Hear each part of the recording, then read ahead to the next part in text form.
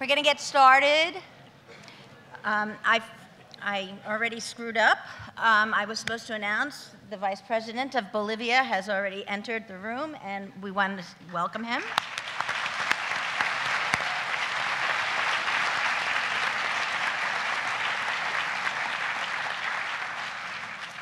Alvaro Garcia Linera. But I also want to welcome John Bellamy Foster and Tadjil Mueller.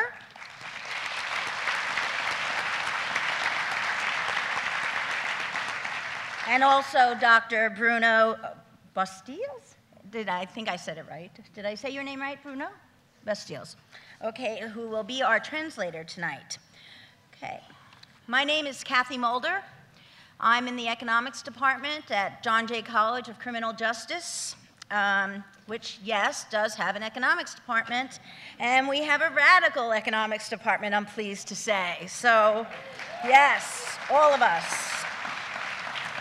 So if you have students or you want to take classes in political economy, we're the place to come to. In CUNY, we are CUNY, but that too.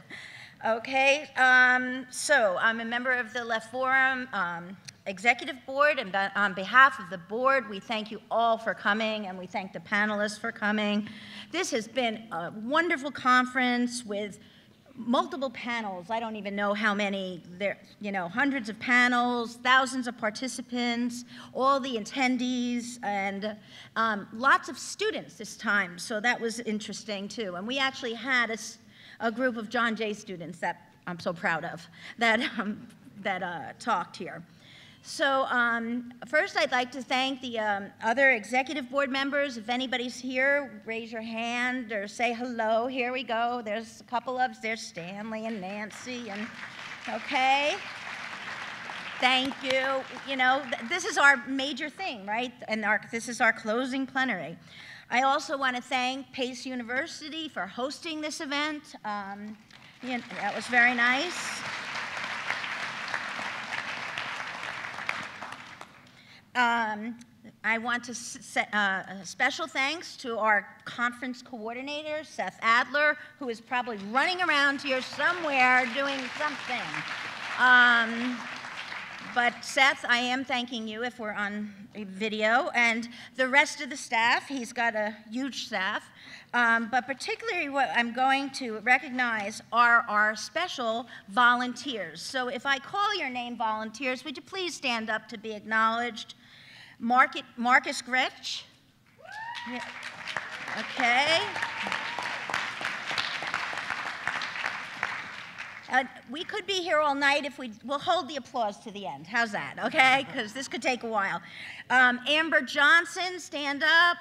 Are you here, Amber? Well, Olabode Akanimi, did I say, I'm butchering her name. Lou Hillier, are you here? Stand up. Where are you, Lou?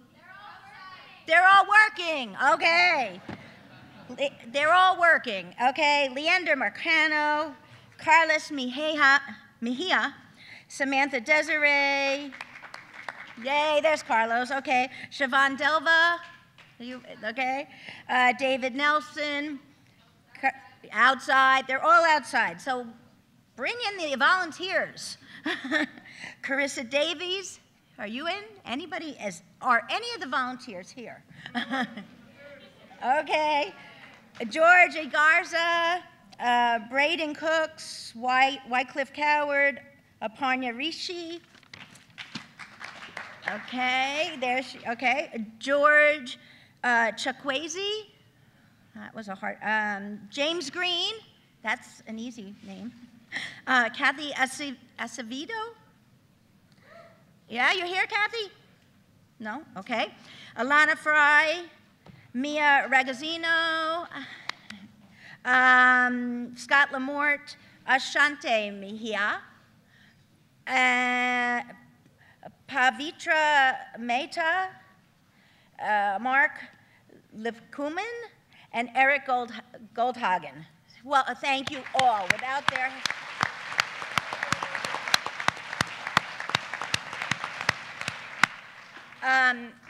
the event staff, our security, everybody, and there's overflow rooms and everything. Welcome to everybody, and I'm very excited about our closing, I can't believe it's already closing plenary.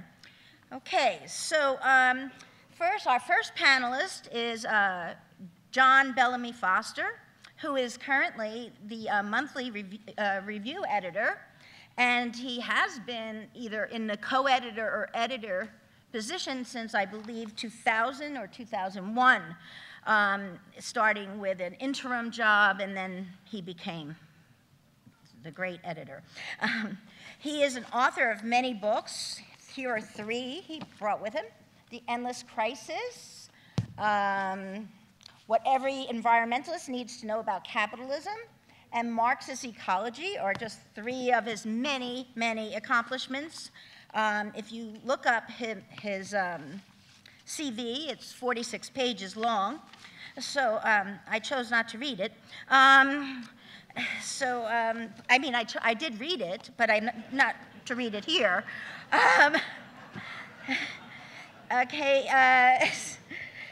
He is also the vice president of the World Forum for Alternatives, which is an international network aimed at supporting the international convergence of social movements and other actors of civil society from below. It creates spaces for reflection and coordination, I'm quoting, providing social movements and ONGs with tools for information and analysis on globalization of resistances, and contributing to broadcast information about existing international struggles. So without further ado, John Bellamy Foster.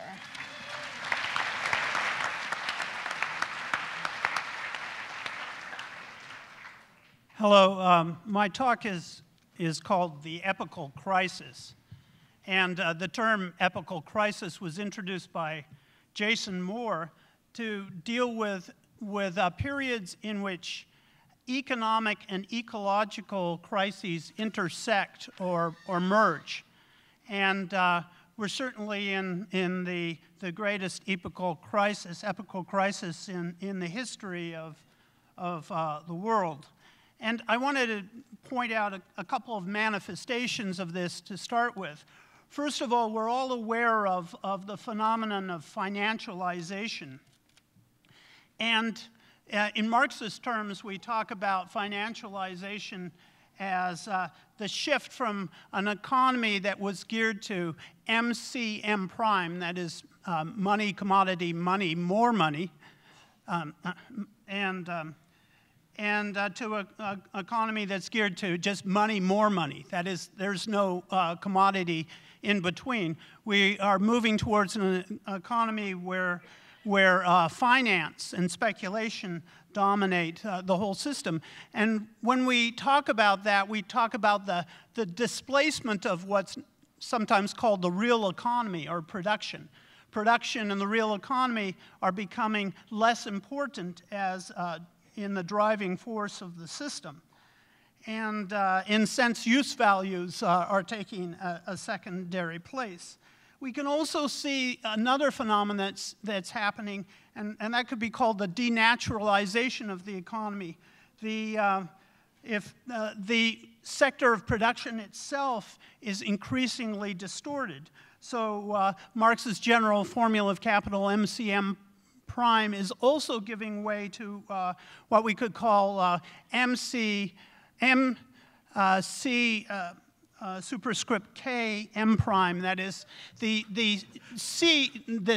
commodities that were at the center of the process are now specifically capitalist commodities. We call that C superscript K. In other words, their commodities are being produced that have no use other than the realization of surplus value, the expansion of the system. They actually are forms of waste. So we can see, and this is tied with the destruction of natural use values, natural material use values, the displacement of real value in nature, the robbery of nature. So these problems are going on at the same time. In a sense, the production is being distorted in two ways. Use values are being displaced in two ways. One through financialization, and the other through the destruction of use values, the destruction of real value, natural material values,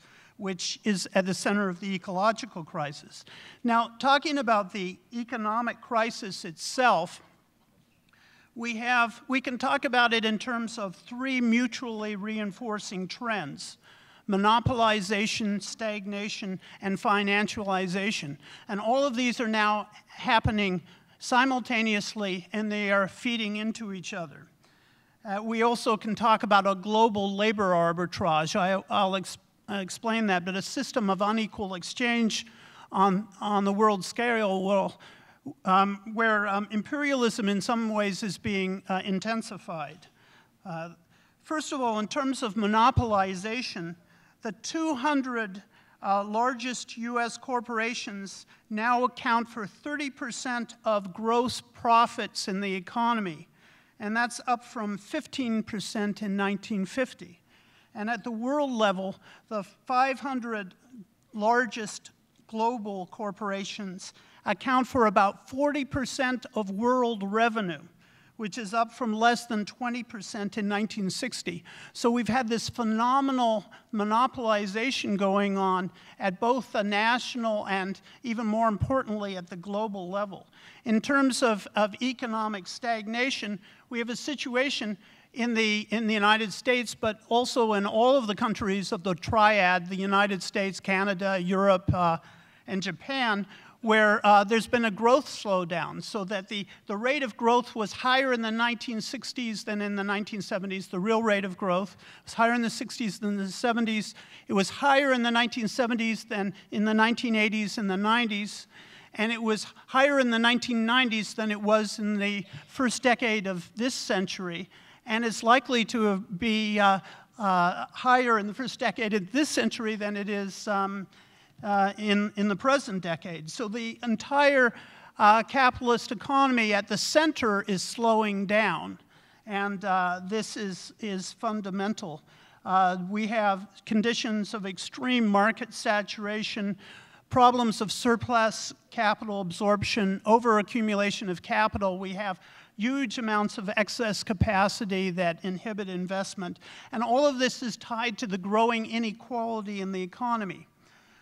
We have, on top of stagnation, we have financialization. And believe it or not, the expansion of financialization, which really means the growth of the financial sector as a share of the entire economy, the growth of financialization has actually been the system's way of responding to this problem of surplus absorption or surplus capital absorption. So the surplus, the economic surplus that wasn't absorbed through investment has increasingly entered into speculative markets, has resulted in financial innovation and an economy that's geared primarily more and more towards speculation around the expansion of financial assets.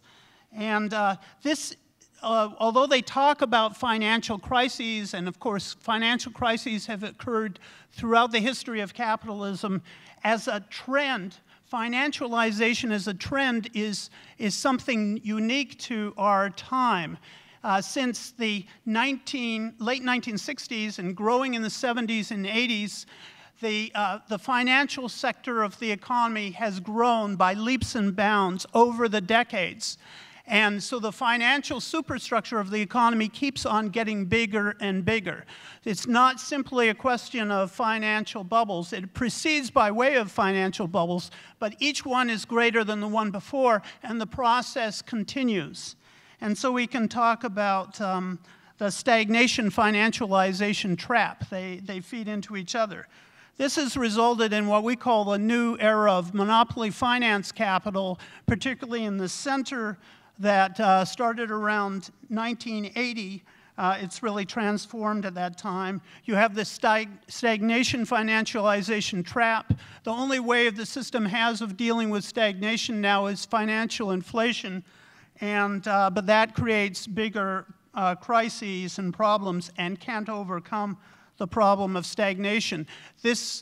The political policy that grows in the context of monopoly finance capital is neoliberalism and austerity. The primary concern of the system is not so much right now, is not so much the expansion of assets or accumulation of capital, paradoxically, but it's the conservation of financial assets has become the number one priority. And all of this, it means a destruction of production of the real economy.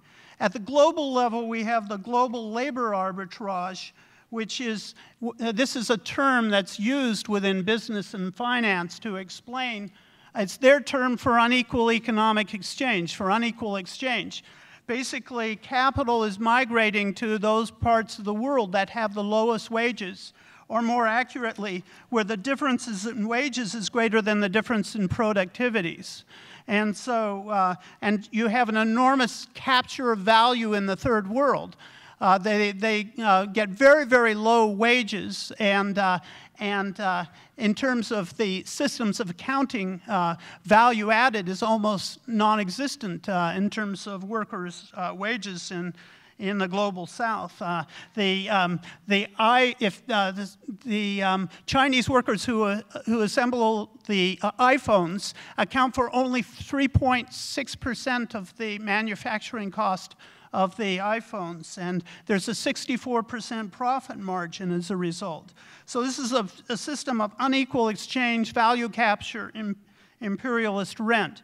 In terms of the ecological crisis, and we have to go back, I think, to Marx's ecology and look at his analysis of metabolism. He saw the relationship between human beings and nature was obviously rooted in production, and he talked about that relationship in systems terms as a metabolic relationship, as metabolism.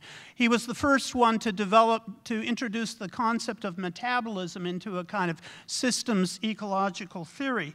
And out of this came Marx's theory of the metabolic rift, building on Justus von Liebig's analysis, where he talked about how with the phosphorus and the potassium and the nitrogen being shipped in food and fiber to the cities, where it didn't return to the soil and ended up as pollution, you had a rift in the metabolism between human beings and nature. And Marx argued that the destruction of that metabolism in the human relation to nature, quote, compels its systematic restoration as a regulative law of social production in a form adequate to the development of the human race. So it had to be restored. We had created a rift in the metabolism through capitalism, and the social, as Alvaro Garcia Linera says, is a component of the natural metabolism, and this is exactly what Marx was arguing. Again, Garcia Linera argues the issue becomes one of the reproductive capacity of the modified environment and the continuity of what existed as the living use values for future generations. This is a very Marxist perspective based on the notion of metabolism, but it also anticipates many of the developments of ecological theory. We can then talk about, in our time, the metabolism of monopoly finance capital. And we have a system now on monopoly capital and what I call monopoly finance capital, where most of what we produce is actually waste, and where waste is built into the production process, into the wage goods we buy, the actual wage goods, so that 90% of what we produce is in natural material terms a form of garbage. We produce enough plastic in the world to cover the United States with saran wrap. We produce that much of plastic every year.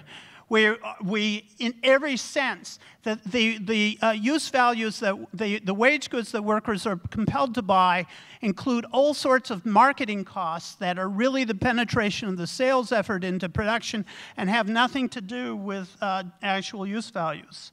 So we call that the interpenetration effect. There's a kind of a materiality paradox. It's not that we are too materialist. We're not materialist enough. Our whole system is irrational from a materialist standpoint, from the standpoint of natural material use values. And in this context, we've created planetary rifts.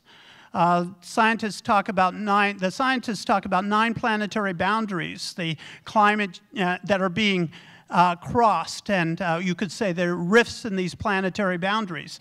Climate change is one, species extinction is another, the nitrogen and phosphorus cycles are being disrupted, ocean acidification, destruction of the ozone layer, loss of fresh water, land cover loss, the aerosol loading and proliferation of chemicals. And this is just the beginning. And this is completely destructive of the natural material environment and the basis of a sustainable existence, which Marx insisted had to be based on the protection of the earth for future generations. Now, we can also talk about this in terms of unequal exchange, unequal ecological exchange. The global south is being exploited ecologically much more severely than anywhere else. This is very systematic, and this is part of it. Howard Odum, who's the greatest systems ecologist in the 20th century, the greatest systems ecologist of all time, devoted the last decade of his life, basically, or 2 decades, to developing a theory of unequal ecological exchange rooted in Marx's analysis. And he wrote works like An Energy Systems View of Karl Marx's Concept of Production and Labor, and explained how, particularly in Latin America, they were being robbed of their environmental resources. Systematically, there's an unequal exchange in trade and in production, that essentially there's an embodied energy is being withdrawn from the global south to the benefit of the global north. So we have these severe problems. Garcia Linera calls this unequal exchange problem the extraterritorial environmental surplus value. And certainly that is what is going on. And so these problems are most severe in the global south. So we have to talk about exit strategies. The one set of exit strategies has to do with popular front strategies. One is a popular front strategy is the going after the 1%, the attack on the 1%. In a sense, the 1% is they're the new fascists, the new basis for creating a popular front strategy. And I think this is very important, although it often leaves the issue of capitalism and some of the more fundamental questions out of the picture. Another popular front strategy in the ecological realm is to attack the fossil fuel industry. And that is very important strategically to go after the fossil fuel industry, but ultimately we have to recognize that we have to deal with the system. More fundamental approaches focus on ecological social revolution, try to bring together issues of class and environment. We have to recognize that the future demands ecological sustainability, and we can't have that without substantive equality. Bolivar said equality is the law of laws, and these two things have to go together. We need a new materialism where we recognize that materialism isn't just about economic relations, it's about ecological relations too. We need new social control and planning over production. And recently I've talked a lot about an environmental proletariat. Engels, when he wrote The Condition of the English Working Class, if you look at it, it's mostly about the environmental conditions of the working class and not about their factory conditions. In fact, it was understood in the 19th century that in the working class movement that there was no real separation between the environmental conditions and the factory conditions. They were blended. We need to get back to that perspective. And it's understood more in the global South and in indigenous movements than elsewhere, that we have to bring together a struggle over the ecology and working conditions at the same time. If you look at China, you have in the Pearl River Delta, you have the most industrialized area of the world now, and it's also one of the areas that's most threatened by sea level rise. And so we can expect environmental and working class issues to come together, a more environmental proletariat, as I call it. Maybe things will happen like that in Bangladesh, which is also threatened in Vietnam and India. In Bolivia, they've brought together indigenous people and working class struggles, brought together socialism and ecology in a new way. We can talk about this as a strategy of an environmental proletariat and sometimes of an ecological peasantry. And I think that this is where we have to go. We have to recognize that these issues are no longer separate. The idea that the destruction of the material environment and the destruction of our economic environment are separate issues is one that we have to depart from. All of our analysis, all our efforts have to be to recognizing the interrelationships between these and building a new materialist movement, let's say around an environmental proletariat, if you want to call that will address that. We need to recognize that just as nature has co-evolved over history, and we've co-evolved with nature, now we have to create a co-revolution, as David Harvey calls it, where we bring all our movements together around a new materialism. And this is really the challenge and burden of our historical time. I'm honored to be here with the other speakers who have done more to advance this than I have. Thank you.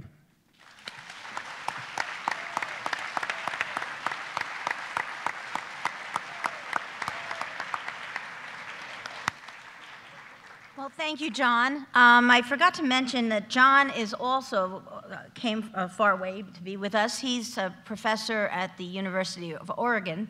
So,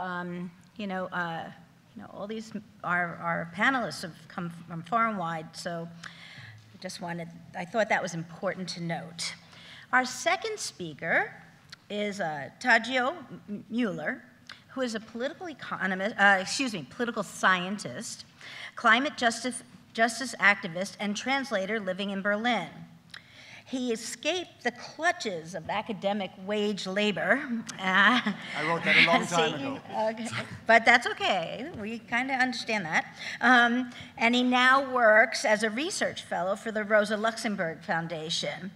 He co-edited Contours of Climate Justice, is a founding member of Turbulence, Ideas of Movement, and has published widely on green capitalism and the German Energiewende. Am I saying that? How did I screw that? Going well. Okay, I'm trying. Yes, okay, his current research focuses on strategies of social transformation and social movements, working on questions of climate justice and energy democracy. I welcome Tadgio Mueller. Thank you very much.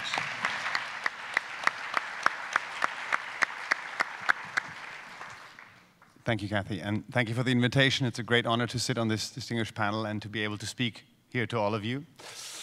When I was asked to sit on this panel, a very important person told me that this is the closing plenary is traditionally the what is to be done plenary of the Left Forum, and as a German, I take orders from very important people very seriously. So that's right. What is to be done? Sorry, we can never get over that. Anyway, really. properly. What is to be done?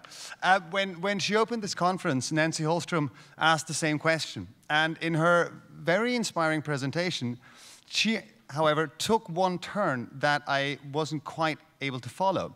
Don't worry, she said, I'm quoting, for every aspect of the environmental crisis, there is a movement in opposition. For the climate crisis, she said, there was the climate justice movement and so on. Now, as someone who's been involved in the climate justice movement for several years, at this point I have to respectfully disagree. Friends and comrades, we really do need to worry quite a lot. And because you can applaud, you don't have to, it's fine. It's really, I've built in a number of applause lines, so like it's don't waste your powder. As someone, you know, struggle and movement is beautiful. To take an example from Europe, yes, there are many amazing movements struggling against austerity in Southern Europe. But the real question we have to ask about these movements is, are they winning? Are they slowing down or are they reversing austerity? In the climate justice movement, we often made fun of politicians at their climate summits and their helpless protestations to the fact that, yes, they were on top of the problem. I have the sense that sometimes we're prone to the very same comfortable delusions that we're on top of problems that we're by no means on top of. So I guess my first point is this. We really need to tone down the poetry of struggle and step up the strategy of struggle. That was an applause line, very well noticed, thank you. And so for that, for stepping up the strategy, we need to begin with a realistic assessment of the situation that we find ourselves in. Bless you, comrade. If I were to summarize this situation from the perspective of movements for a socio-ecological transformation, I'd put it like this, and to use a very funny American expression, pardon my French, comrades, the situation is really fucked up.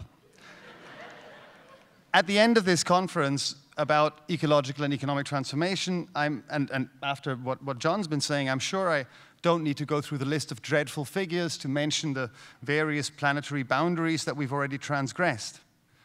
We know this by now. All of us know it. But, of course, basically we are winning the occasional battle. You know, we're shutting down a coal-fired power plant here, stopping a train with nuclear waste there. But overall, we're losing, and we're losing big. And no amount of preaching in rooms like this to the always already converted, no amount of confirming that we've been right all along and that capitalism is to blame is going to change the fact at this point that we're losing big. John, you mentioned that ultimately, you know, it's important to go to after the fossil fuel industry. I'll talk a bit about that as well. But he said, ultimately, we need to go after the system, but really, we have no idea, strategically speaking, how to go after the system. I mean, you know, really, if we use the term revolution, it's really what's called an empty signifier. We don't even know what it means anymore.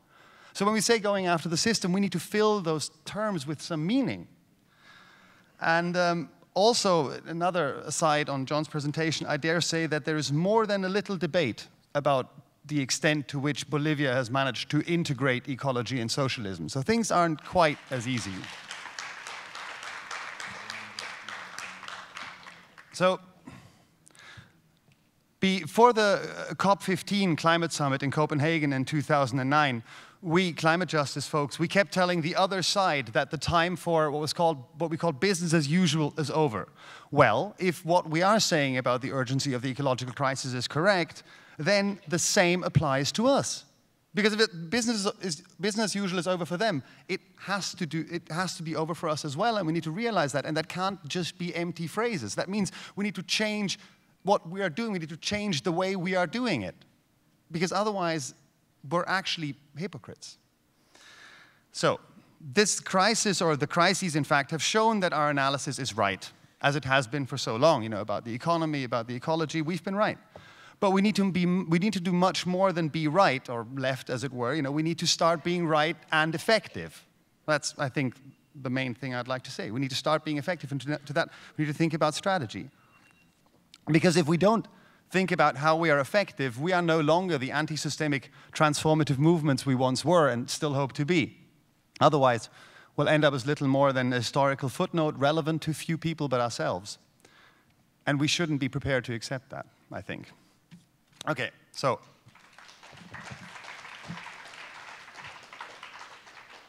after this possibly slightly overwritten bit of introductory self-flagellation, what am I actually going to say about strategy? Sorry, that was the main point. So first, that we need to focus. And this is not a matter of the concept of unity that I've often heard used here, and that to me really seems awfully abstract. There won't be a unitary global Leninist party that'll make the revolution. I don't really know what people mean when they say unity in this sense. No, it's actually a matter of simple physics. Assume two things. I remember that's how sort of physics teachers always started in school, right? So you assume, A, that we have a given amount of force. And that's not an unrealistic assumption. There will not be tomorrow or the next 2 years a miraculous conversion of millions or billions of people around the world into becoming socialist militants and activists. That's not going to happen. And the crises that we thought would bring that about have occurred and have not brought it about. So, secondly, we're almost certainly not going to see the miraculous emergence of new, brilliantly effective forms of global organization that will massively increase our power. So, eso es lo que hay.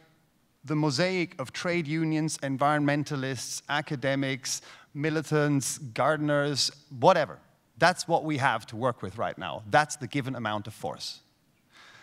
Secondly, assume B, not secondly, assume B, that with this given force you want to move a given object. Say you want to prevent runaway climate chaos. What happens if with a given force you can't move the given object, right? The answer, physically, as far as I understand, is you need to leverage that force. That is to say, you need to find a point of leverage, a point where the application of that force will produce a greater outcome than if you applied that force to another point. Again, very simple physics.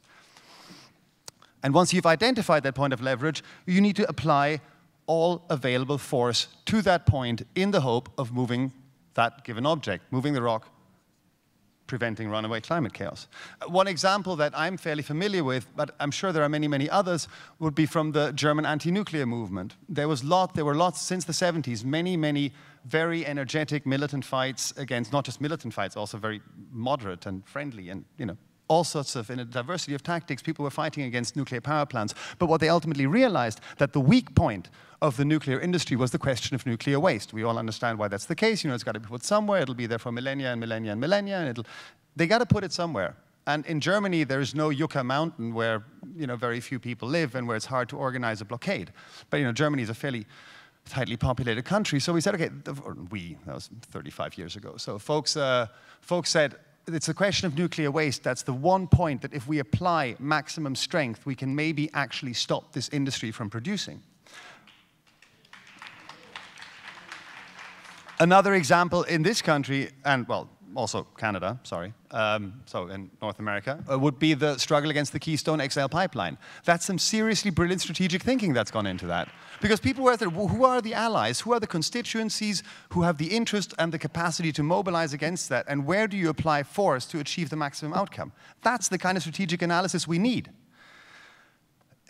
I know this, so I come from the alter-globalization movement, and what I'm saying now, in a way, runs against my own activist sensibilities, where I learned that we fight where we stand, we fight in our communities. It's a politics of the first person.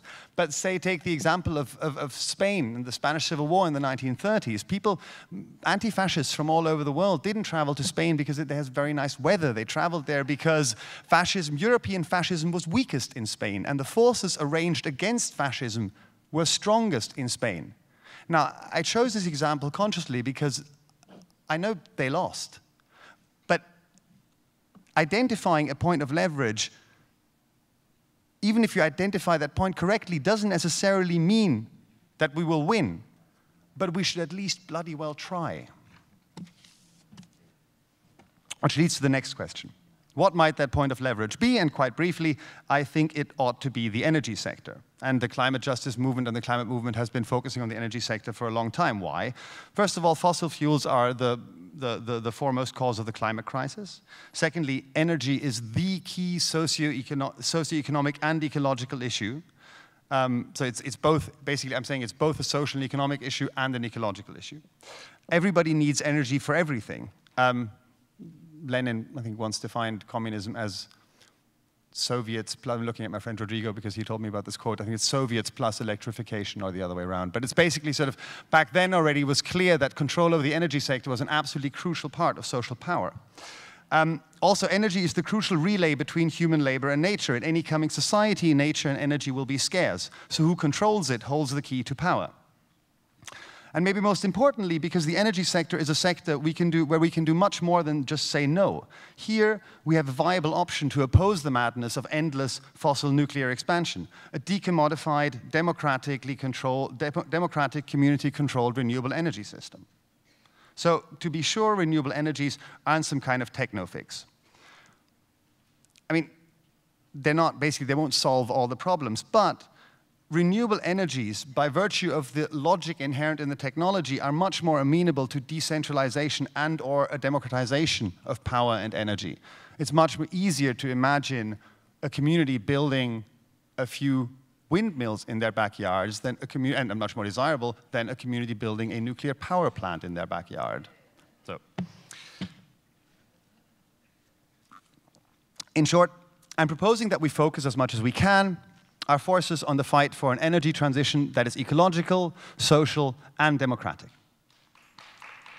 Now, to my final question, the how to do this question, because I've now said where to focus, or rather, how do we focus all or at least most of our energies on one sector without getting into each other's ways, or worse, fighting each other? Obviously, we'll not all be doing the same thing. I said before, this kind of idea of unity that has often been mentioned here is very abstract, and we can't and we shouldn't all be doing the same things. Some of us are trade unionists, others are militants fighting on the streets, others are academics, others are whatever we are many things. So we will, and that probably even fits our personal temperaments. We will not all be doing the same thing. So in a way, there will, of course, be a diversity of tactics. But I'd like to redefine the concept a bit, because I come from the sort of autonomous, disobedient wing of the alter-globalization movement.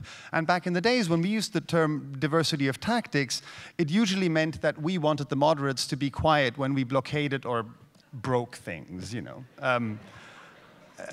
But the result of that kind of concept of diversity of tactics was that everybody ended up doing more or less their own thing, and it actually ended up being less than the sum of its parts, because there was no coordination. It was just it was a thin diversity of tactics. Everyone's like, oh, you know, you do your thing, and maybe we get lucky, and often we didn't. So, you know, we won't have some imaginary Leninist unity, but we can coordinate our struggles in order to maximize their effectiveness. And when I say we, as I said, I mean the entire mosaic of the left and the environmental movements. So what the hell could that look like? And in the last 5 minutes, I'd like to tell a brief story about the German energy transition, or Energiewende, which some of you might have heard of.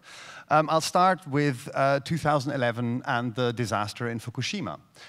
After Fukushima, obviously, there was a worldwide outcry about nuclear energy. But out of the big industrialized powers, only one country very, very quickly passed a law that said, within the next few years, we're going to completely get out of nuclear energy. That was Germany. So and that's very important. Like, why would, and this is, to actually explain this, why would this particular industrialized power say, okay, because of Fukushima, we're getting out of nuclear power? And that was actually a law passed by a conservative neoliberal coalition, which, as part of their sort of brand, being for nuclear was part of their brand. Like, this was a big deal. Why did this happen? And it goes all the way back to the 1970s, where you had the emergence of very intense struggles, led partly by militant radicals from the city, but also by much more conservative farmers from the countryside that were fighting against nuclear power. Later in the 1980s, you saw the emergence of kind of like an environmental movement and an alternatives movement, sort of crazy energy visionaries that started building weird renewable power contraptions. Then later you saw the emergence of the Green Party, and I'm by no means, the German Green Party is very different from the Green Party here. I suppose they've been in power for a while. That's probably one of the reasons for that difference. But sorry, that was a residual kind of anti-institutionalism. You know, I have to, you know, we all have certain places we come from. And these energy visionaries, I mean, these were small-scale renewable capitalists. So and then sort of fast forward a bit, in 2000, the at that point, red-green government passed a law instituting so-called feed-in tariffs. That was to say that if somebody wanted to invest in renewable energies, the government guaranteed their profits for 20 years. Now, this drastically grew the renewable energy sector. And by renewable energy sector, and I say this from a proper anti-capitalist position, I mean small-scale, medium-scale renewable capitalists.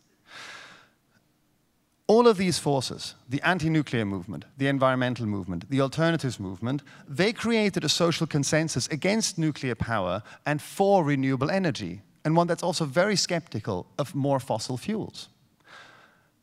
Then in 2000, this law, again, further grew this sector, and those were the conditions that in 2011 forced the German government to initiate a formal process called Energiewende, or energy transition.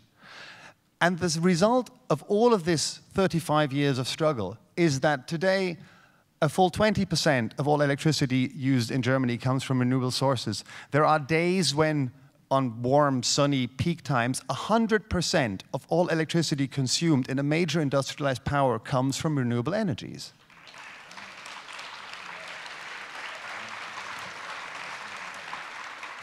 Of which more than 50%, up to 60-something, I'm not really good with the numbers, but 60+% are not controlled by big companies. They're controlled by small farmers, communities, cooperatives, right?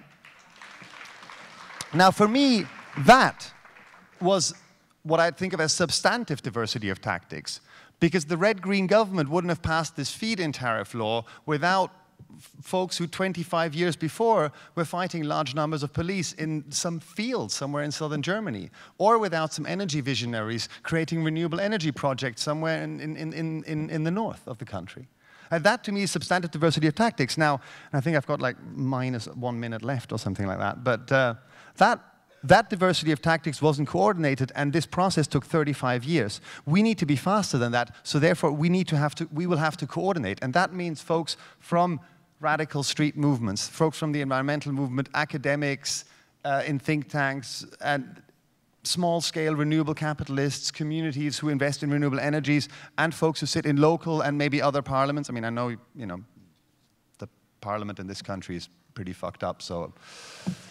Anyway, but local, you know, local community politicians, like these kind of coalitions are necessary, and we have to build them actively. That means we need to get out of our own political ghettos that we've built. Now, maybe 20% renewables, and I'm slowly coming to the end, maybe 20% renewable electricity doesn't sound like that much, but you applauded, so maybe you liked it. And there are many, many problems that I've not talked about here, and I can happily talk about some other point. You know, it's by no means the most social process. You know, it privileges wealthy owners of houses who can put solar panels on their roof. You know, if you live in a big apartment block, like, all these problems exist. But there are still, it is the most, I would say, it is the most significant positive rather than destructive socio-ecological transformation process in any industrialized power currently that I've been able to find. Now, the ecological revolution, it might not be, but it's a start, and I challenge all of us to do better than that. Thank you very much.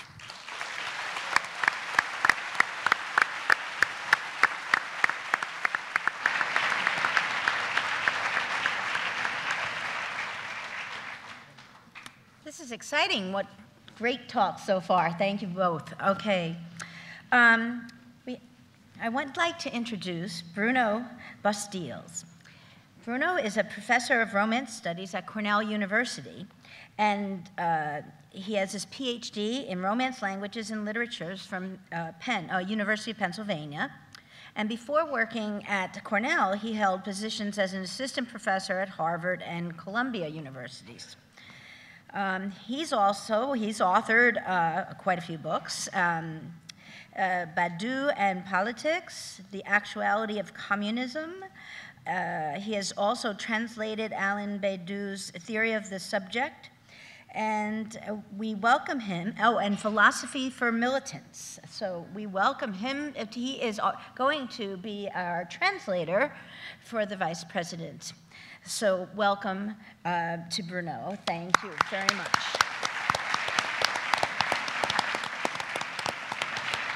So you're the closest coming in from Cornell, you know. So okay. So our final panelist is the Bolivian Vice President Alvaro Garcia Linera.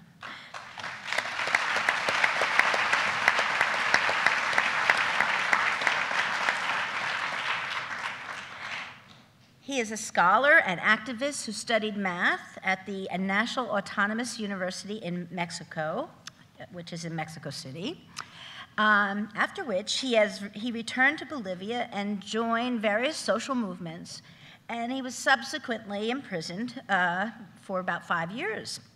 While in prison, though, he studied sociology. So if you put sociology and mathematics together, I guess you get an economist. I don't know. Okay, well, that's how I became an economist, okay? And then when he was released, he became an academic and a political activist. He has written numerous books and articles, including The Working Class Condition, Sociology of the Social Movements, The Plebeian Power, Geopolitics of the Amazon, and State Crisis and Popular Power. This might be a good time to turn off your cell phones, so if you don't mind. Also, Mr. Garcia Linera was elected vice president as the running partner to Evo Morales in the 2005 presidential elections in Bolivia. So he has held that position now. This is his second term since 2006. Now I have to, I did a little research on all of our speakers, but Wikipedia comes up, and according to Wikipedia, which we all know is 100% correct all the time. Okay, Mr. Garcia Linera is supposedly retiring from public office when this term is up. Maybe Wikipedia is being consistent with posting incorrect information. We could hope so. So I want to welcome the Vice President, and the floor is yours.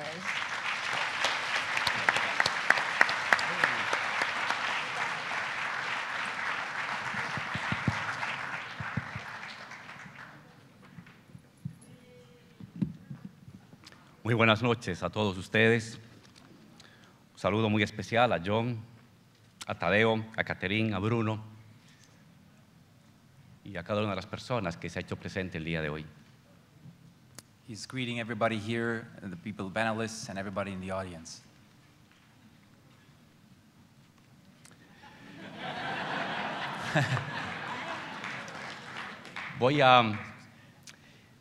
Por el problema del lenguaje, voy a intentar sintetizar en 8 o 9 ideas fuerza lo que quisiera transmitirles a ustedes, fruto de mi trayectoria política, mi trayectoria académica y el conocimiento que hemos desplegado a partir de acompañar al presidente Evo Morales.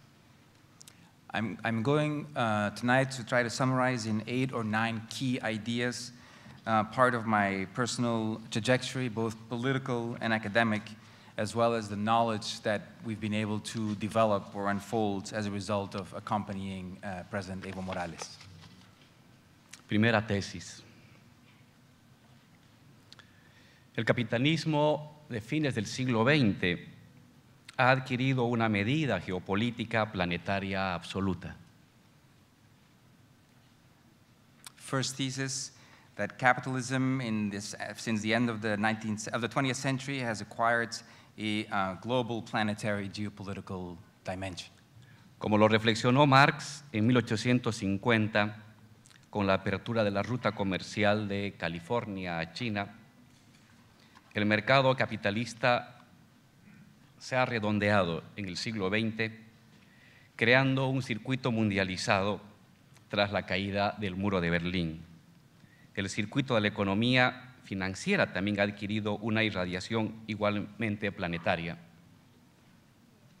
As Marx thought about it in 1850, when he was reflecting on the commercial route between California and China.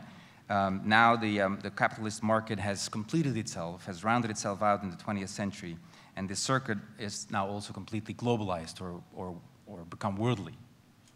Lo que es más importante, la propia producción, el propio proceso de trabajo inmediato capitalista no solo predomina en todos los países del mundo, sino que el mismo mundo ha devenido en una territorialidad casi uniforme en un taller de trabajo planetario donde se elaboran los productos.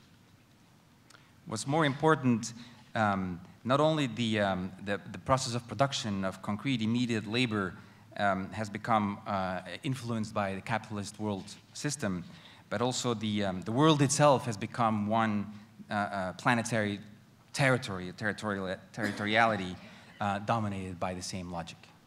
Esto significa que no solo el mercado de bienes y de capital es planetario, sino que el propio proceso de producción de cada mercancía individual es también planetaria.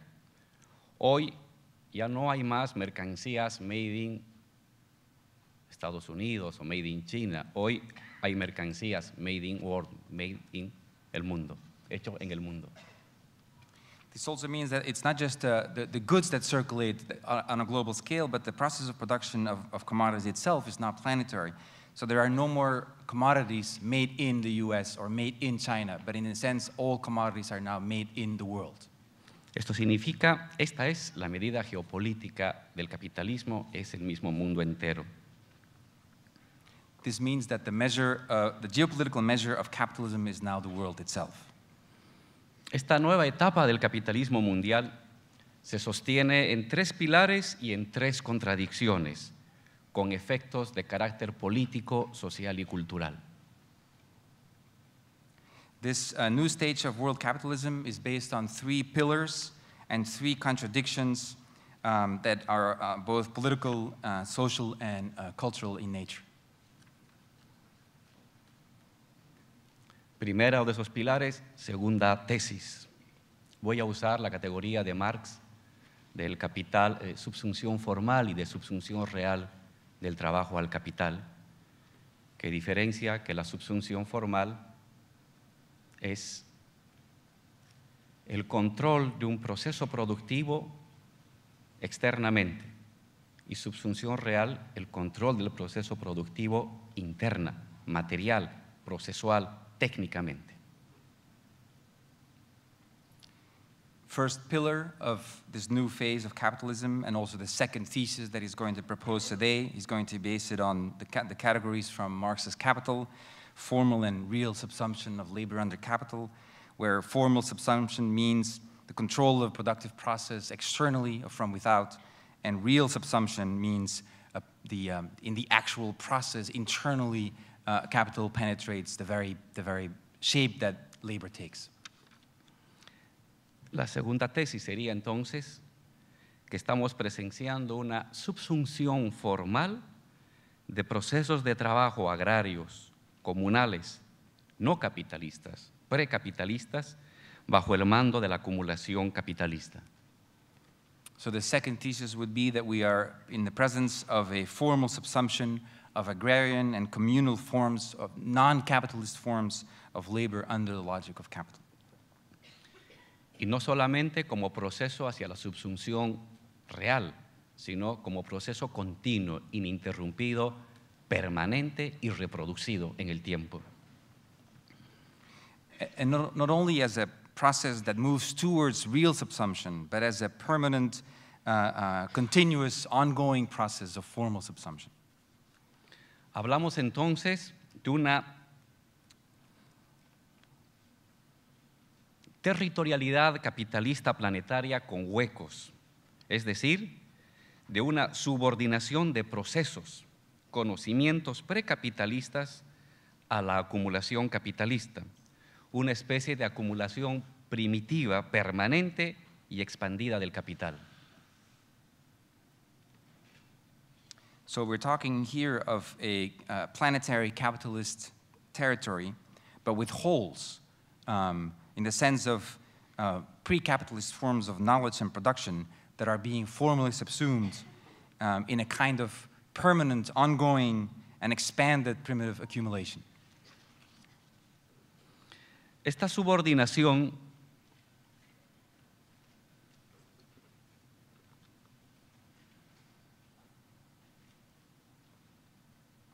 conflictúa explosivamente naciones, clases y saberes ancestrales e indígenas que son sometidos en África, en América Latina, en Asia, a la fuerza a ser naciones, clases y saberes en el capitalismo sin ser naciones, clases y saberes del capitalismo.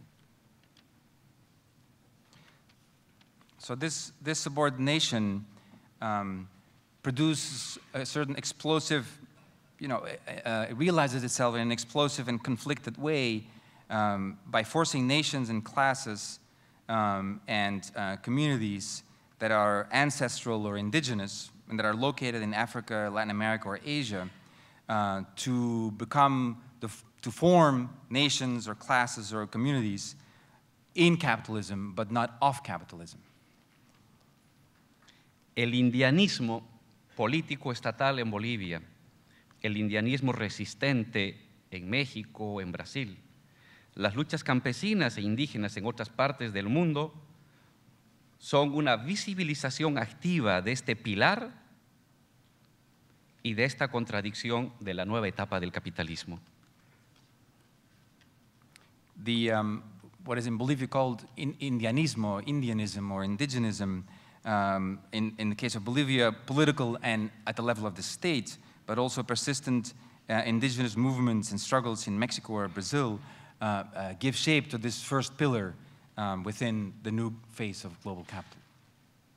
La tercera tesis, el segundo componente del pilar de la actual fase del capitalismo, es que estamos asistiendo a una subsunción formal y crecientemente a una subsunción real de los procesos metabólicos de la naturaleza a la acumulación capitalista.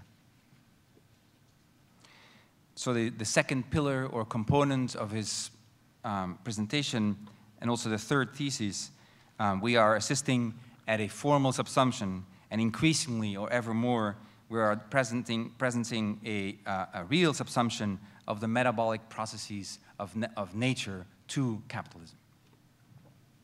La biotecnología, que modifica los códigos y la arquitectura de la vida en lo micro, y la devastación capitalista de los bosques, de los ríos, de los minerales, la explotación de los hidrocarburos irracional y la extinción de la propia población animal que está transformando irreversiblemente el sistema integral de la vida natural del planeta, están poniendo en riesgo la existencia de la vida misma en el planeta, tanto de la naturaleza como del ser humano, que es una parte misma de la propia naturaleza.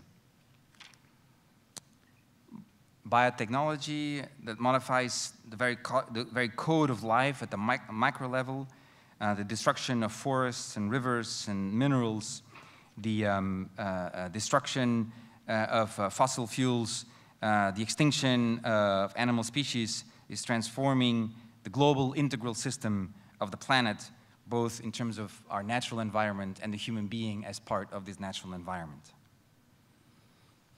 Esto da lugar a una paradoja histórica.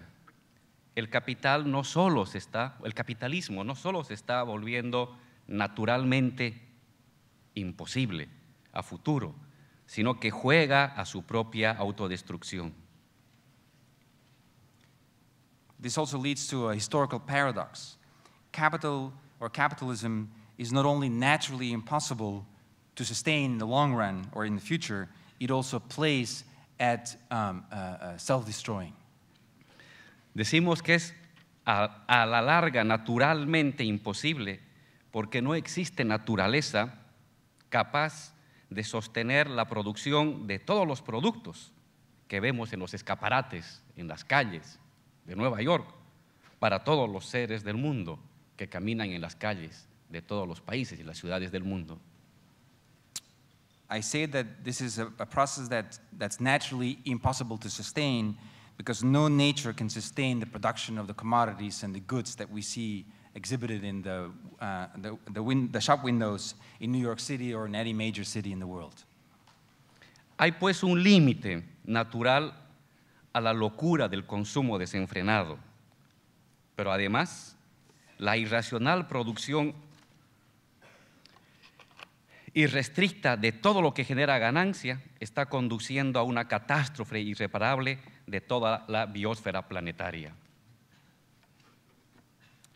So we are we are looking at a limit of this maddening consumption, sort of self-alienated consumption, but at the same time reaching a catastrophic level in which the reproduction for gains can no longer be sustained. El tercer pilar de nuestra nueva etapa de medida geopolítica del capital a escala mundial y la cuarta tesis es que estamos asistiendo gradualmente a una subsunción real del conocimiento a la propia producción del capital.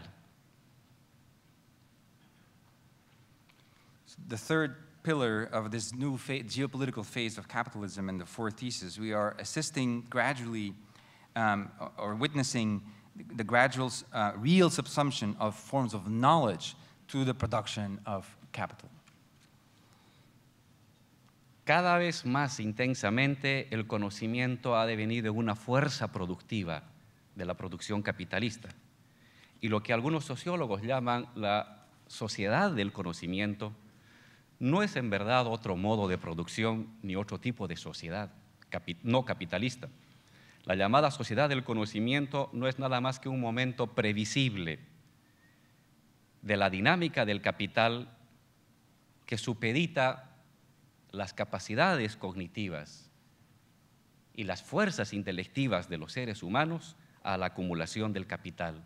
Eso trae a su vez dos consecuencias. And so always, ever more, knowledge is now itself becoming a productive force. And what some sociologists call the knowledge society, or so the society of cognitive capitalism, is not a new type or a non-capitalist or a post-capitalist type of society. It is, in fact, a predictable moment of the dynamic of capitalism itself that subordinates the intellectual capacities of people to its own logic. La primera consecuencia, que el capitalismo se ha apoderado de una fuerza productiva ilimitada. El conocimiento es una fuerza productiva ilimitada. So this stage has two consequences. The first of these consequences is that now capitalism has been able to subsume under its own logic for the first time a productive force that is actually truly unlimited, namely knowledge or intellective capacities as a productive force. Y la segunda consecuencia, el capital crea y escinde a la clase obrera, una vinculada más a las ciencias, al conocimiento, a la tecnología en las metrópolis del mundo capitalista, y la otra más vinculada al esfuerzo rutinario y a la asociatividad en las extremidades del cuerpo capitalista planetario. Second consequence, that capital now creates and divides the working class, on the one hand, between a sector that is more tied to those intellectual uses of knowledge as a productive force in the industrial centers, and another segment that is more enslaved to the routine labor processes. Estamos pues entonces ante el surgimiento de una nueva condición obrera planetaria, expandida en todo el mundo, difusa y distinta a la que dio lugar al estado de bienestar, la vida sindical y los partidos del siglo XX. So we are now seeing the rise of a new global working class condition, expanded, diffused, but also different from the welfare state that led to unionized and syndicated forms of politics and resistance. De hecho, en las metrópoli, en los países más desarrollados, muchas de las personas que se asumen como clase media, vinculadas a la industria, a las fábricas, al conocimiento, a la universidad, a la academia, tendencialmente no son clase media, son un nuevo tipo de proletariado que aún no asume la conciencia de su condición de generador de valor a partir del conocimiento y la tecnología. In fact, in the metropolis, this is even more developed because many people that assume that they are part of the middle class and that have ties to industry or to university or to commerce are in fact not middle class, but part of the new proletariat that doesn't assume its own place and role within this new economy and the place of knowledge as a productive force. La constitución de la identidad de las nuevas estructuras asociativas de esta clase obrera diferenciada y difusa a nivel mundial va a requerir décadas, va a requerir años de lucha. De hecho, hoy estamos asistiendo a un creciente debilitamiento de las antiguas formas de lucha y de las antiguas maneras de organización laboral, y aún no está claro, aún no se visibiliza las nuevas formas de identidad, las nuevas formas de organización, los nuevos discursos movilizadores de esta nueva condición obrera planetaria, tanto en las metrópolis como en los países periféricos. The constitution of an identity of these new structures of association of the working class, of this global, diffused, and expanded working class will require years or decades. In fact, there are new forms of organization, but it's not yet visible what these forms of organization or the mobilizing discourses will be that will give identity to this global proletariat or this global working class, both within the metropolis and at the peripheries. Resumimos.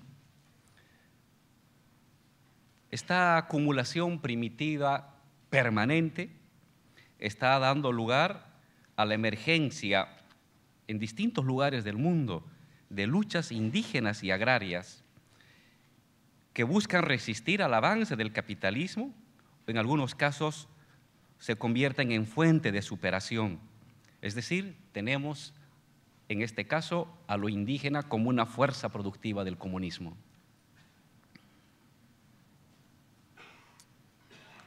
To summarize, this process of permanent primitive accumulation leads to the rise of various indigenous and peasant movements that struggle against this logic of capital, and in some cases become fountains for the overcoming of that logic. And in that sense, these indigenous movements are becoming the productive forces of a kind of communism. Un breve paréntesis, de ahí la importancia de revisar, de comprender, de debatir en el ámbito político, en el ámbito académico, con más intensidad aquellos textos de Marx sobre la comunidad agraria. No solamente las cartas a Vera Sasulich, no solamente el último prólogo que hizo Marx a la edición del Capital, no solamente los Grundrisse, sino fundamentalmente los textos vinculados a la revisión de los antropólogos del siglo XIX y a las que Marx le dedicó los últimos 10 años de su vida. Las lecturas de Main, de Lubbock, de Morgan, de Kovalevsky, publicadas en alemán en algunos casos y en otros todavía no publicados, se constituyen una fuente intelectual y política muy importante para escudriñar esta potencia comunista y comunitaria de lo indígena campesino subsumido al capital.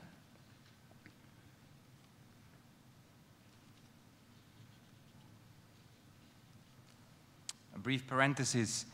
This explains or shows the importance of studying and paying attention and understanding, intellectually and academically, those texts of Marx on the agrarian question and the agrarian community, not only the letters, the drafts and the letters to the Russian populist Vera Sasulich, or the last prologue to the Russian edition, I believe, of the Communist Manifesto, or the texts from the Grundrisse, but also his revisions of anthropological texts from the 19th century, to which he dedicated his last 10 years on Maine and Lubbock, also Kovalevsky, some of those notebooks Alvaro Garcia Linera edited and translated into Spanish, some of them published in German and others not yet published, that show this communist and communitarian potential of the peasant indigenous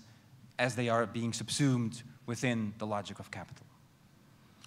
La segunda consecuencia, la subsunción real de la naturaleza y del metabolismo de la naturaleza a la acumulación capitalista, convierte a la defensa de la naturaleza, la defensa de la madre tierra, en una lucha crecientemente anticapitalista. Luchar por la madre tierra es gradualmente y en el fondo una fuerza productiva también de la comunidad, una fuerza productiva del comunismo.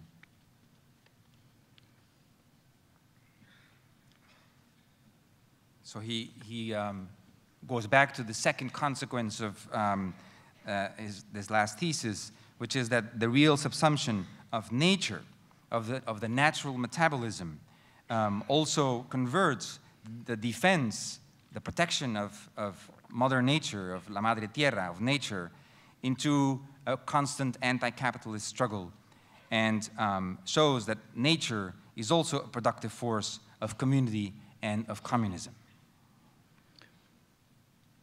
Este potencial comunitario, comunitarista, socialista, comunista, de la lucha por la defensa de la madre tierra, es decir, por un bien común a toda la humanidad, no está exenta de tensiones, de complicaciones. Especialmente en los países campesinos, indígenas, de las extremidades del cuerpo capitalista, que heredan enseñanzas ancestrales de una relación dialogante y como ser vivo con la naturaleza. Pero a la vez se trata de sociedades que tienen que satisfacer necesidades básicas inmediatas, la alimentación, la salud, la educación, que a su vez requiere recursos que surgen a veces de la explotación de la naturaleza, del gas, del petróleo, de los minerales. Entonces, esta es una contradicción viva, no fácilmente resueltas. Satisfacer necesidades y simultáneamente preservar y recuperar saberes ancestrales en defensa de la madre tierra. No hay una ruta preestablecida. La lucha y solo la lucha podrá definir la resolución de esta contradicción actual.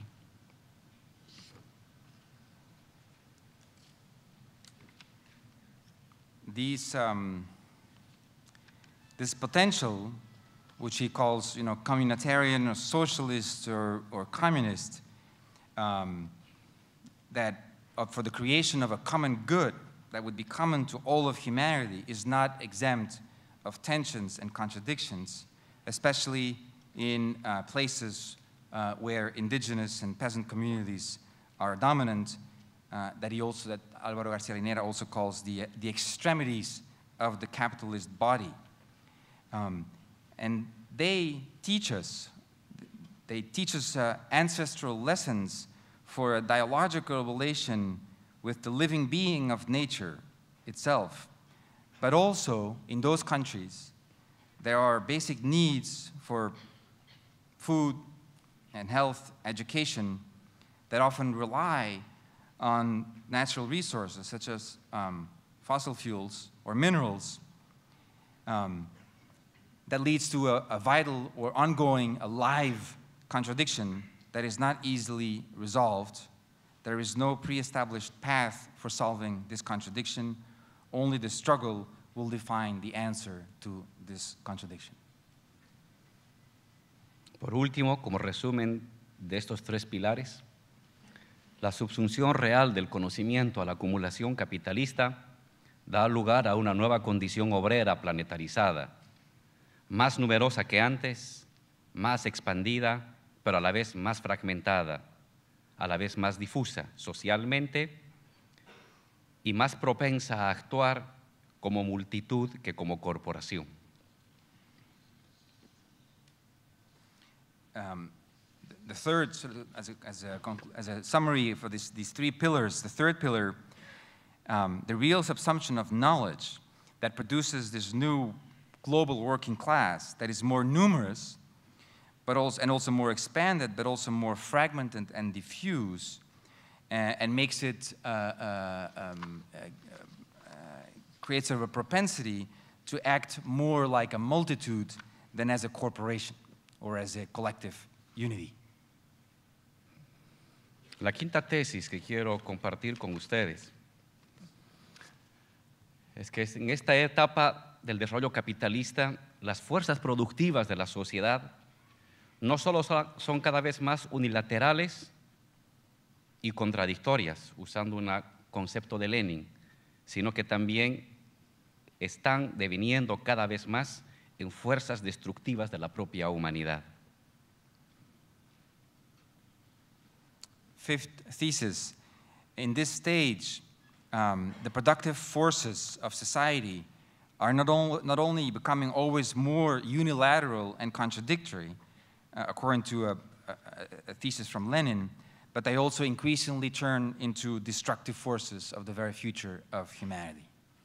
Cuando hablamos de fuerzas productivas, no solo estamos hablando de la tecnología o las fuerzas productivas objetivas, hablamos también de las fuerzas productivas intelectivas, como la ciencia, de las fuerzas productivas asociativas, de las fuerzas productivas subjetivas, como la pasión, el deseo, de las fuerzas productivas simbólicas, como el lenguaje, la festividad comunal, y en general de todas las acciones que dan lugar a una producción de nueva riqueza social.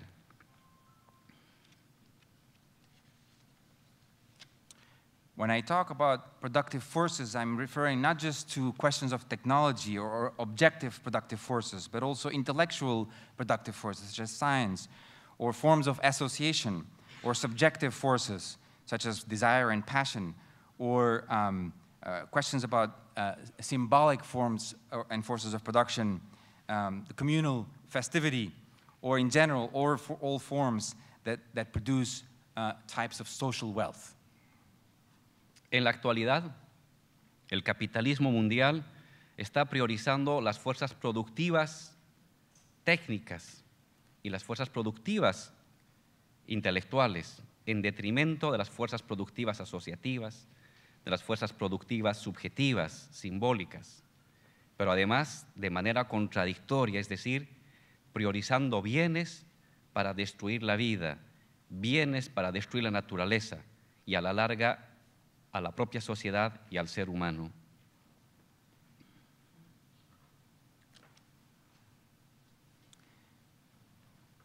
Today, capitalism prioritizes the technical productive forces and the technical intellectual productive forces to the detriment of those other productive forces that he mentioned, forms of association or the subjective and symbolic forces of production. And it does so, moreover, in a contradictory way by, in the name of goods, destroying life, and with the production of goods, destroying society, and in the end, humanity itself. Sexta tesis. La constitución de las clases sociales del capitalismo y la constitución de las clases sociales en el capitalismo contemporáneo está atravesada por estas contradicciones fundantes. Contradicción entre capital y trabajo, pero también de las contradicciones resultantes de la expansión planetaria del capitalismo, subsunción de sociedades precapitalistas, subsunción de la naturaleza, subsunción de la ciencia. Y solo estas clases objetivas podrán convertirse en clases políticamente visibles en la contienda, en la lucha.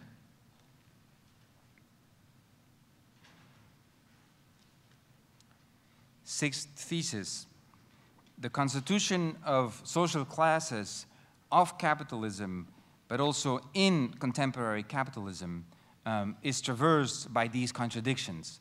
Not only the contradiction between capital and labor, but also the contradictions produced by this planetary expansion of capital that subsumes pre-capitalist society, that subsumes nature, and only those classes will be able to define and construct their identity through the struggle, through the contienda, the battles. Solo la lucha es la partera de las clases sociales y de las alternativas postcapitalistas. Only the struggle is the midwife of social classes and the identity of a post-capitalist alternative. La experiencia de los últimos 10, 15 años o 20 años muestra cómo se van armando las clases sociales movilizadas a partir de estas contradicciones alrededor del tema salarial, alrededor del uso y el control del excedente social, alrededor de las necesidades vitales, agua, salud, educación, energía, alrededor de la preservación de los recursos comunes, estatales y no estatales, alrededor de las identidades nacionales, indígenas, y alrededor de la defensa de la madre tierra y de la ecología.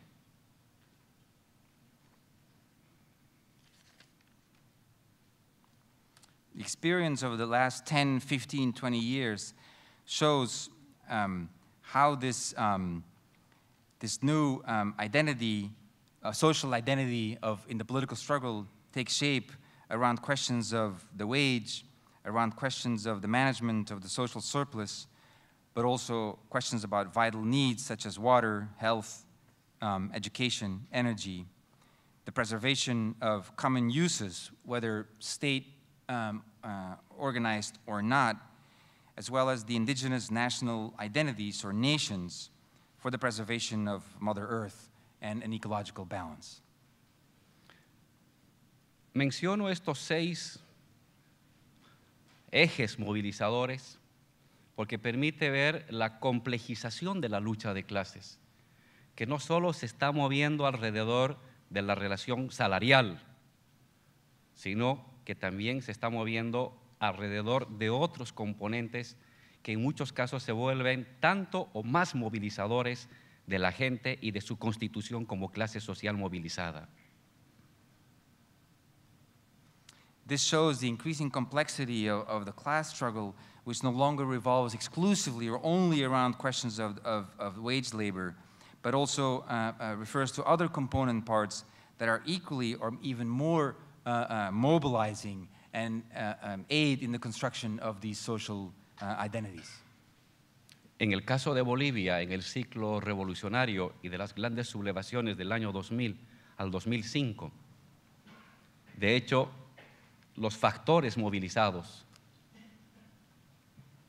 se articularon alrededor de las necesidades vitales, agua, tierra, de recursos comunes no estatales y de identidades indígenas. La temática laboral estuvo presente, pero ante todo articulado y vinculado a estos 3 otros ejes que dieron lugar a los grandes levantamientos y a la revolución del año 2000 al 2005. In Bolivia, as part of the revolutionary cycle of protests and uprisings between 2000 and 2005, the factors that actually were the more mobilizing revolved around these questions of the vital needs of water and the land, as well as the common use of natural resources as well as indigenous national identities. The labor thematic was present, but always tied to these other three main mobilizing factors. Séptima tesis. Estamos asistiendo a una mutación de los sistemas de movilización clasistas. La forma sindicato está presente, es fuerte, pero cada vez más o es complementada o es dirigida por otras formas de movilización e identidad. A algunas le hemos llamado la forma comunidad, a aquella que está anclada en los sistemas organizativos indígenas agrarios, la forma multitud, que sería una forma difusa de articulación de varias clases sociales, en la que el núcleo dirigente no está establecido de antemano, en la que el núcleo dirigente se resuelve en la propia lucha y muchas veces puede pasar del núcleo obrero al núcleo campesino, del núcleo campesino al núcleo intelectual. La forma multitud pareciera ser una forma contemporánea, más flexible, de articulación de sectores sociales en torno a objetivos comunes. We are witnessing a mutation in the class type mobilization, or the class-based forms of mobilization that, in a sense, expand and supersede the form of the union or the syndicate or the trade union, which is present and very strong.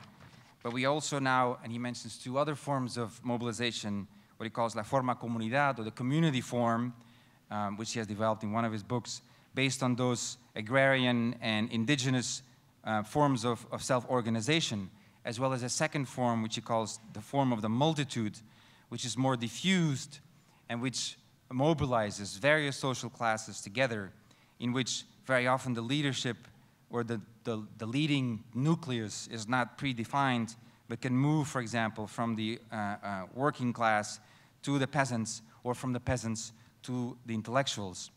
And these are the contemporary forms. So the form of the multitude would be the contemporary form, a more flexible form of mobilization that is part of this overarching mutation in the forms of political organization. Octava tesis. Las clases laboriosas y los sectores populares deben luchar por el poder.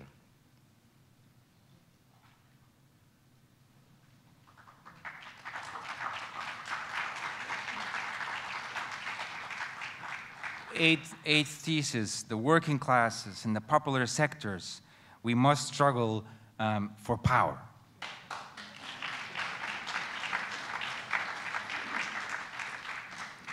Todo Estado es una máquina, es materia. Todo Estado es creencia, son ideas. Y todo Estado es una forma de monopolio que tiene como única finalidad administrar e imponer el sentido común de lo que es común a todos. Todo Estado tiene por finalidad el control del sentido de lo universal, de la comunidad de existencia de una sociedad. Por eso Marx decía que todo Estado es una forma de comunidad, pero ilusoria, pero comunidad, porque es el administrador del sentido de lo universal de una sociedad. Every state is a machine, but it's also matter or materials. It's made up of beliefs and dreams, but it's also a form of monopoly, the only goal of which is to manage and impose the common sense that is common to all, that the state is the control of the sense of the universal, which is why Marx also said that all states are forms of society, deformed, but still based on society itself. Los estados administran la materia y la creencia de casi todo aquello que hace vivir a una sociedad como integrantes de una comunidad territorial. Pero hasta el día de hoy, Esa administración de esta materia y de esta creencia ha sido dirigida, organizada desde el punto de vista y los intereses de las clases capitalistas. Every state administers these materials and beliefs of everyone within a common national territory, but until today, this type of administration has happened only to the benefit of the capitalist classes. La sociedad civil, los movimientos sociales, los intelectuales, los activistas, los sindicatos, no pueden renunciar a la batalla de ser ellos quienes conduzcan, quienes articulen el sentido de comunidad política de un país.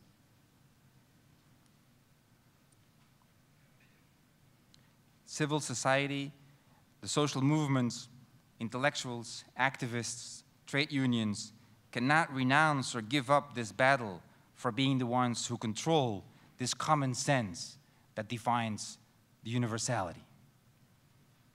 Esa voluntad de administrar, de conducir lo común, lo universal de una sociedad, esa es la lucha por el poder de Estado.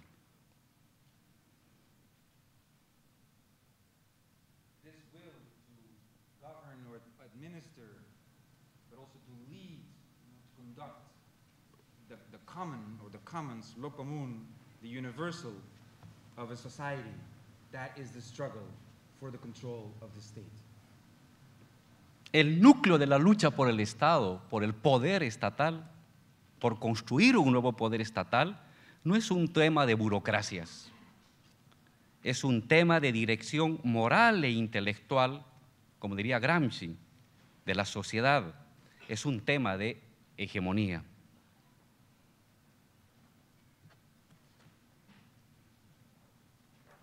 The core of this struggle over state control or state power. Sorry. The core of the struggle over state power is not a question of bureaucracy or mere administration, but it involves what Gramsci called moral and intellectual leadership. In other words, it is a question of hegemony. Fíjense bien, no es que la lucha política es únicamente la lucha por el Estado, no. La lucha política desborda el Estado, pero también pasa por el Estado. Y entonces cuando el activista, el dirigente sindical, el académico, el investigador, el sindicalista, únicamente se queda en su lucha local, únicamente centra su atención y su fuerza en un tema particular, puede obtener un resultado, puede obtener un pequeño cambio en el metabolismo general del capitalismo, pero el capitalismo vuelve a reproducirse, absorbiendo esa energía fragmentada. Y el activismo aislado se convierte, sin que uno lo quiera o lo desee, en una fuerza productiva del capitalismo, porque lo ayuda a regenerarse, lo ayuda a potenciarse. Sin desearlo, lo ayuda a expandirse.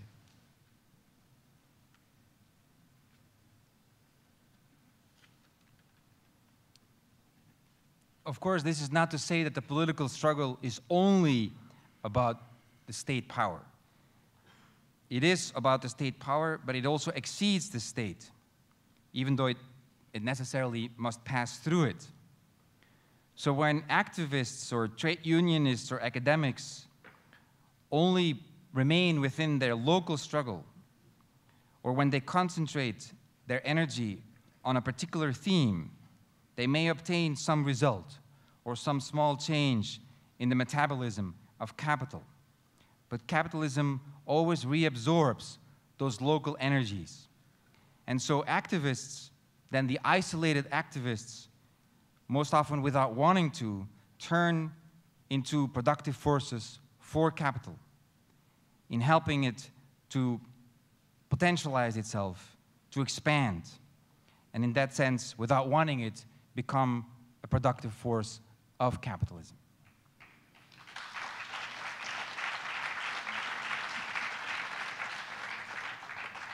La única manera de salir de esta maldición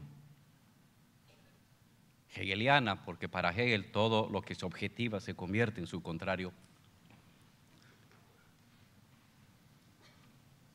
radica en la lucha por lo local, por lo parcial, pero también en la lucha por lo universal, en la lucha por la totalidad.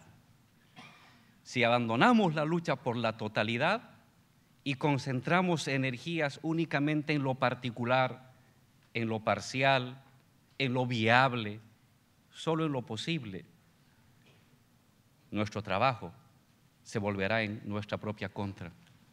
Pero si sumamos a la lucha por lo particular, por el tema energético, por el tema de los transgénicos, por el tema de los animales en el mar, por el tema de los fondos de pensiones, por el tema del salario, si junto con eso articulamos la lucha por la totalidad de la conducción del país, la totalidad de la administración de las riquezas, hay mayores posibilidades de que nuestro esfuerzo no se convierta en una nueva fuerza productiva que alimente el capitalismo.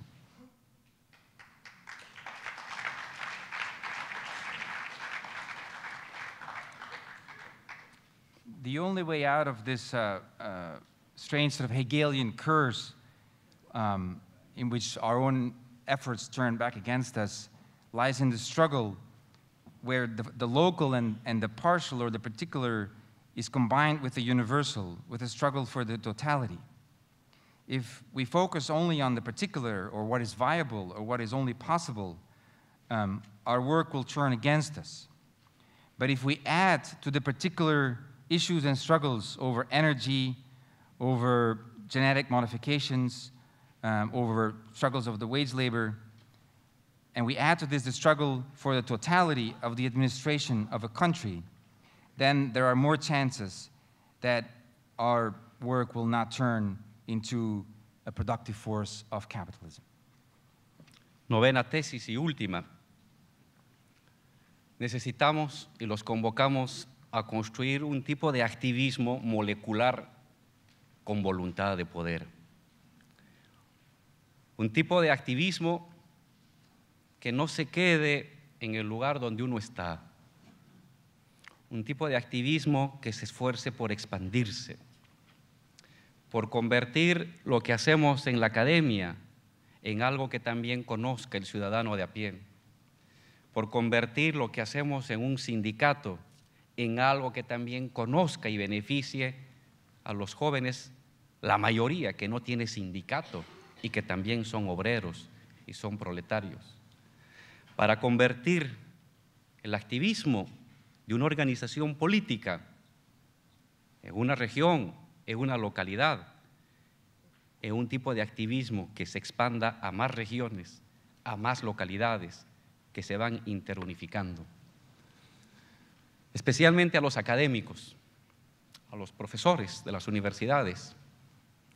Ellos son constructores de conocimiento, pero ese conocimiento se queda en mi universidad y hago circular por un libro a otro profesor de otra universidad. Y ahí queda. Y mientras tanto, en la televisión, en la radio, en el cine, circula otro conocimiento, circula otro sentido común que nos doblega, que nos silencia, que nos adormece.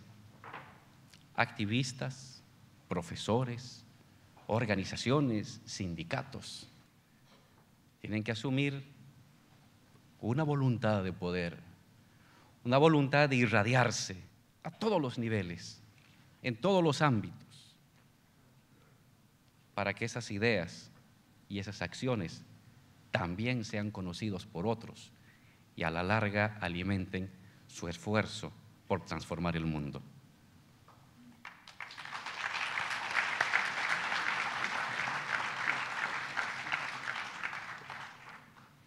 We need and we invite you all to create forms of activism with what he calls a will to power.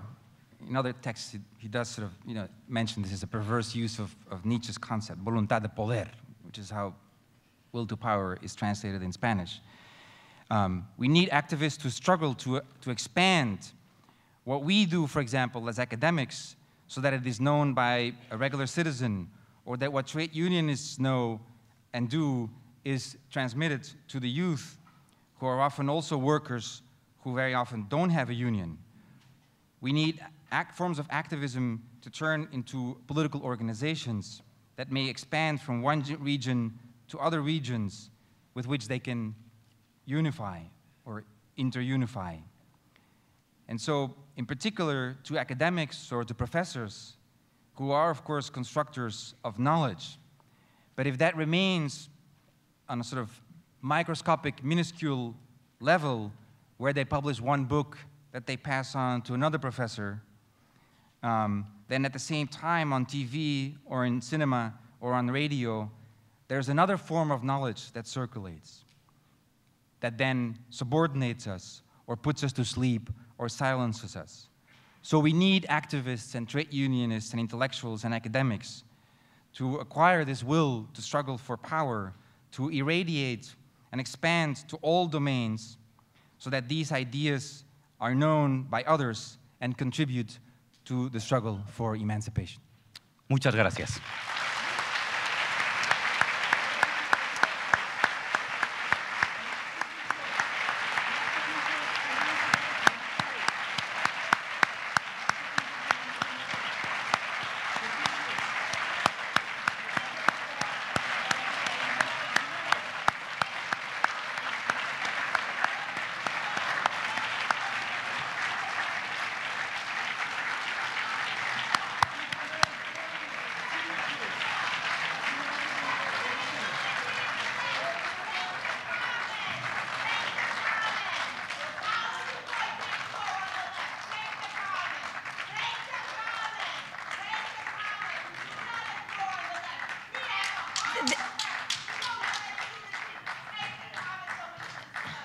Thank you very much, everybody.